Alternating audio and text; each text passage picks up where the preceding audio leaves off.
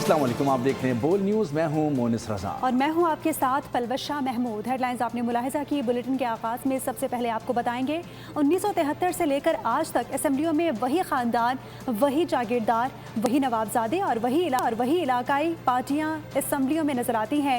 D G I S P R کی press conference, کہا کہ اگر وہ جیت جائیں تو جمہوریت اور اگر ہار جائیں تو آمریت۔ آپ دیکھ لیں ان اسمبلیوں کی لسٹیں نکال کر۔ یہ 1973 سے یہ اسمبلیز جو سی ہیں وہاں پہ وہی پولیٹیکل سسٹم ہے جو کہ باقی ہے صوبوں میں۔ ان اسمبلیوں کی لسٹیں نکال لیں، وہی لوگ ہیں، وہی خانزادے ہیں، وہی نوابزادے ہیں، وہی خاندان ہے، وہی ریلیجس پارٹیز ہیں، ان کے وہی نام ہیں، وہی جیتے آ رہے ہیں، یا وہ جیتے ہیں یا ان کے خاندان والے یا بھائی یا باپ یا والد یا بہن یا وہی ہے، انہی کو ووٹ دے رہے ہیں۔ اگر وہ جیت جائیں تو جمہوریت ہے، اگر نہیں ہے تو امریت ہے۔ دس از ہاؤ اٹ از۔ کون سا احساس نمائندگی ہے؟ وہی الیکشن جو پنجاب میں ہو رہے ہیں، سندھ میں ہو رہے ہیں، خیبر پختونخوا میں وہی ہو رہے ہیں، انہی کو آپ لے کے الیکشنز میں لے کے آ رہے ہیں۔ جو وزیر داخلہ صاحب کی اسٹیٹمنٹ ہے، بالکل ان کا یہ پرسنل اوپینین ہے۔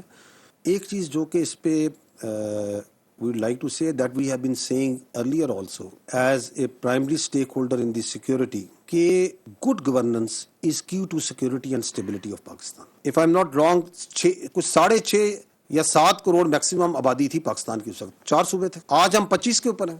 تو اگر اب آپ کی آبادی 3 سے 4 گنا بڑھ گئی اور وہی 4 صوبے ہیں، we have to see کہ is it serving good governance؟ Subscribe کریں اور بیل دبائیں تاکہ کوئی خبر رہ نہ جائے۔